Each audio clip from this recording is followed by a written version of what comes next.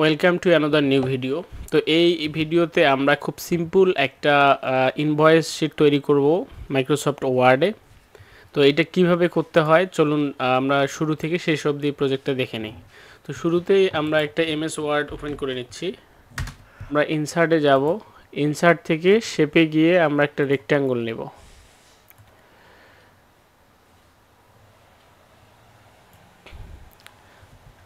Rectangle নেওয়ার পরে যেহেতু আমাদের এটা একটা কালার বাই ডিফল্ট শো করছে, তো আমরা শেপ কালারটাকে আমরা এটা নো ফিল কালার করে দিতে পারি, অথবা যে কোনো একটা কালার আমরা চাইলে এখান থেকে নিতে পারি। আমরা এই কালারটাই নিলাম। তো এই কালারটা নেওয়ার পরে আমরা এখানে মাউসের লেফট বাটন প্রেস করে অ্যাড টু টেক্সট ক্লিক করব। ক্লিক করে আমরা এখানে একটা কোম্পানির নাম দেব, 7 আইটি একাডেমি। আমার এখানে টেক্সটটাকে দেখাচ্ছে মানে খুব আবসা দেখাচ্ছে, ক্লিয়ার দেখাচ্ছে না। তো এই কারণে আমি টেক্সটটা সিলেক্ট করে ধরে আমি হোমে গিয়ে আমি যদি এটা একটা কালার নেই, একটা ব্ল্যাক কালার নিলাম, বোল্ড করে দিলাম, দিয়ে ফন্ট সাইজটা একটু বাড়াই নিলাম। এরপরে অ্যাড্রেস দিলাম হাতিবান্ধা, লালমনিরহাট। তারপরে আসলো ফোন নাম্বারটা দিয়ে নিলাম। আচ্ছা, যেহেতু আমাদের এটা কোম্পানির নেম, তো নর্মালি কোম্পানির নেমটা বড়, কোম্পানির নেমটির ফন্ট সাইজটা একটু বড় হয়। তো আমরা এটা শুরুতে আমরা এই প্রত্যেকটা লাইনের দূরত্বটা আমরা এটা রিমুভ স্পেস আফটার প্যারাগ্রাফ করে দিলাম। এরপরে আমরা অ্যাড্রেস এবং ফোন নাম্বারের ফন্ট সাইজটা আমরা একটু ছোট করে দিলাম, এবং সাদ একাডেমি আইডির এটার ফন্ট সাইজটা আমরা একটু বাড়াই দিলাম। তো থেকে কোম্পানি নামের যে ফন্ট ফ্যামিলি আছে, এই ফন্টটা আমি চাইলে চেঞ্জ করে দিতে পারি। আমি আপাতত এটাই ফন্ট ইউজ করতেছি। এটার কালারটা আমি চেঞ্জ করতে পারি, কালার এটা দিয়ে দিলাম। এরপরে আমরা এখানে ইনভয়েস লিখব। তো ইনভয়েস লেখার জন্য আমরা এটা সেন্টার করে নিব। ইনভয়েস এটাকে আমরা একটু বোল্ড করে নিলাম, ফন্ট সাইজটা একটু বাড়াই দিলাম। এখন আমরা এখানে লিখব ইনভয়েস। তো আমরা আসলে আর বোল্ড করে দিতে চাচ্ছি না, আমরা জাস্ট সিম্পলভাবে লিখতে চাচ্ছি ইনভয়েস নাম্বার।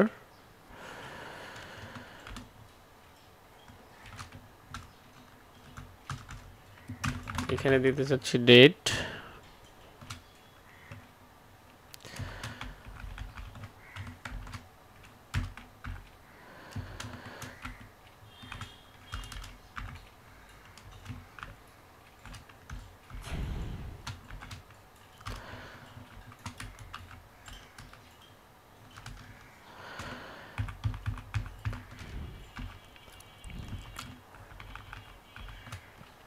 আচ্ছা, এখন আমরা এটাকে সেন্টার করে দিব। যেহেতু ইনভয়েসটা আমাদের মিডিলে আছে, তো এটা করার জন্য আমরা ট্যাবে ক্লিক করব। এখন আমাদের এটা মোটামুটি একটা সেন্টারে চলে আসছে। এরপরে আসলো নেম দিয়ে আবার আমরা এখানে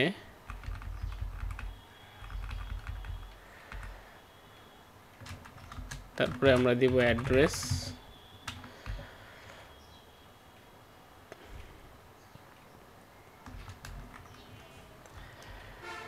এরপরে দিব মোবাইল নাম্বার।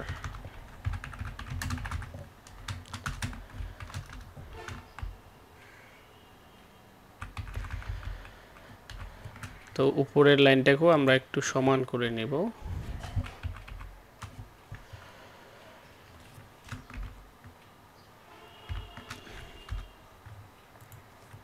এটাও আমরা সমান করে নিলাম।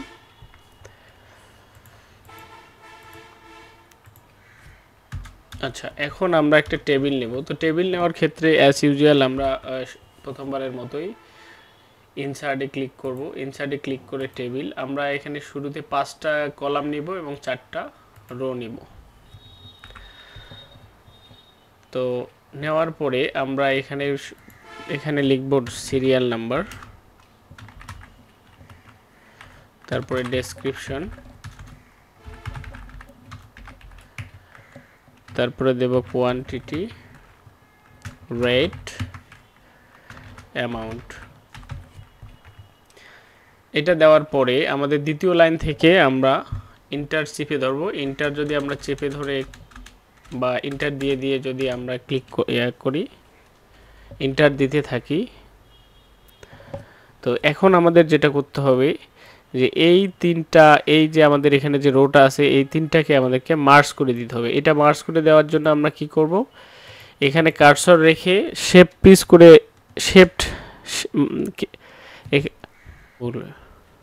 আচ্ছা এখন আমাদের এই যে তিনটা কলাম আছে আমাদের এখানে, এই তিনটা কলামের এই রোটাকে আমাদেরকে মার্জ করে দিতে হবে। তো মার্জ করে দিতে গেলে আমরা এই তিনটাকে সিলেক্ট করে যদি আমরা মার্জ সেলে ক্লিক করি, দেখেন আমাদের এটা মার্জ হয়ে গেছে। ঠিক সেমভাবে আমাদের এখানে এই কলামগুলোকে আমাদের পুরোটাকে ধরে আমরা এটা মার্জ করে দিলাম। তো আমরা এখানে লিখলাম টোটাল অ্যামাউন্ট, আর এখানে লিখলাম ইনওয়ার্ডস।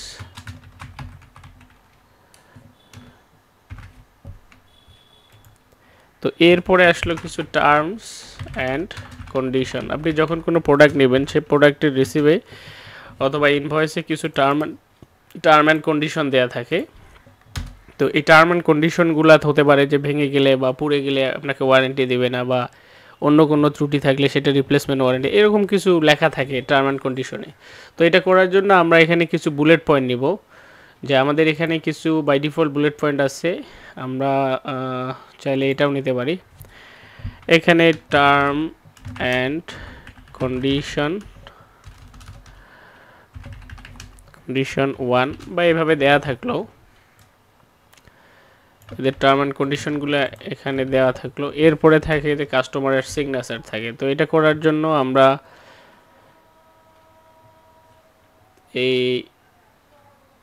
অ্যালাইন রাইটে যদি ক্লিক করি, আমাদের দেখেন কার্সরটা ডান দিকে চলে আসছে। এখান থেকে আমরা সিগনেচার নিলাম।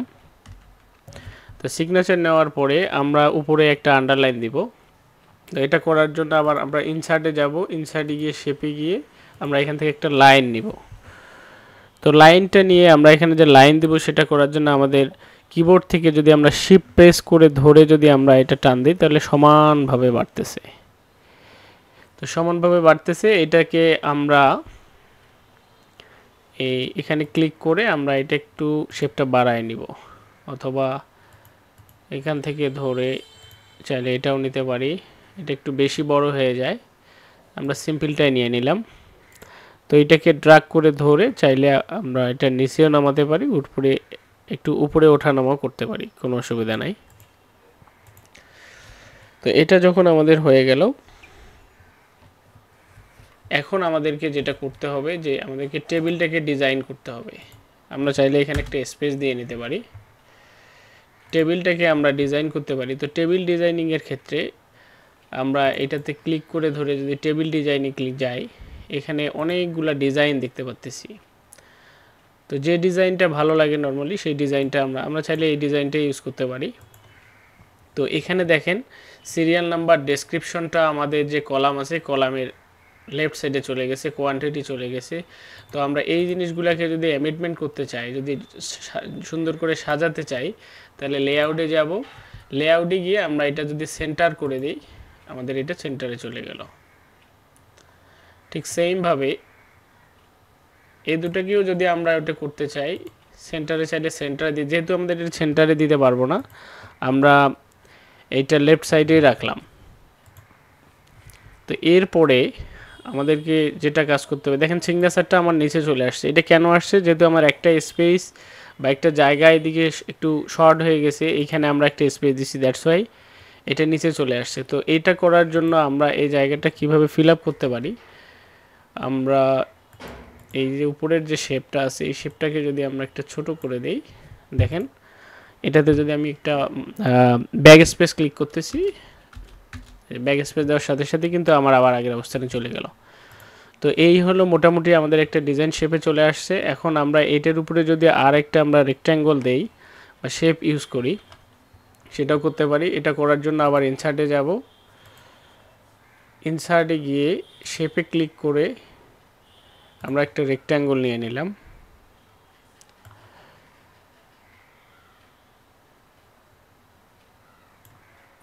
আচ্ছা, রেক্ট্যাঙ্গল নেওয়ার পরে দেখেন আমাদের এটা কিন্তু সামনে হয়ে গেছে।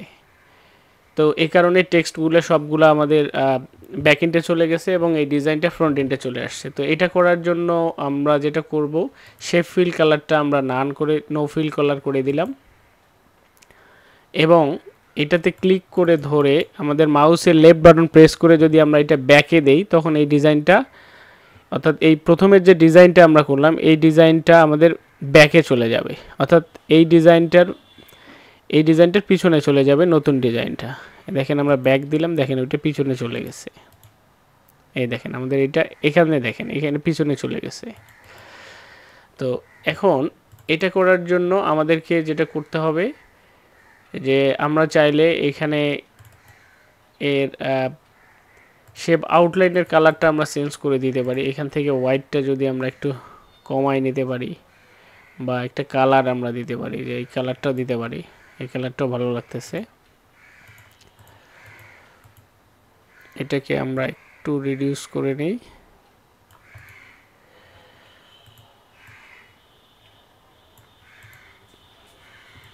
এটাকে একটু সরাই নেই বা একটু বাড়াই নিলাম, দ্যাটস ইট। এখন ঠিক আছে, এখন ঠিক আছে, পারফেক্ট। তো এখন আমরা চাইলে এই আমাদের যে ইনভয়েসটা আছে এই ইনভয়েসটাতেও আমরা ব্যাকএন্ডে আরেকটা কালার দিতে পারি। তো সেটা করার জন্য আমরা যেটা করব যে আমাদের ডিজাইনে যাব, ডিজাইনে গিয়ে পেজ কালার নামে অপশন আছে, পেজ কালারে যেতে পারি। তো পেজ কালারে গেলে দেখেন এখানে অনেকগুলো কালার আছে, যেটা ভালো লাগে সেই কালারটা এখান থেকে ইউজ করতে পারবেন। এই কালার চাইলে এটাও ইউজ করতে পারবেন।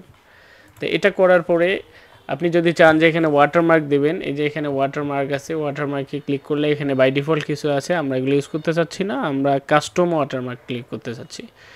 তো কাস্টম ওয়াটারমার্ক করতে গেলে এখানে নো ওয়াটারমার্ক, আমাদেরকে টেক্সট ওয়াটারমার্কে ক্লিক করতে হবে। এখানে দেখেন টেক্সট আছে, এই টেক্সটের এখানে আমরা ASAP আছে, আমরা এটা তুলে দিয়ে আমরা যদি এখানে লিখি সাদ আইটি একাডেমি, এটা কিন্তু আমাদের ব্যাক এন্ডে চলে যাবে। দেখেন এই ডিজাইনটা ব্যাক এন্ডে চলে গেছে। তো এটা যদি আবার আমরা সামনে করে দিই তাহলে তো আবার ওই যে মাউসের লেফট বাটন প্রেস করে ফ্রন্টে ক্লিক করলে আবার সামনে চলে আসবে। তো যেহেতু আমরা ওয়াটারমার্ক যদি না চাই, যে ওয়াটারমার্ক আমরা দিতে চাচ্ছি না, যেহেতু আমাদের কোম্পানির নাম এখানে দেয়াই থাকবে, সো আবার ওয়াটারমার্কে গিয়ে ক্লিক করে এই যে রিমুভ ওয়াটারমার্কে যদি ক্লিক করি দেখেন এটা চলে আসছে। অর্থাৎ খুব সিম্পল একটা আমাদের ডিজাইন চলে আসলো।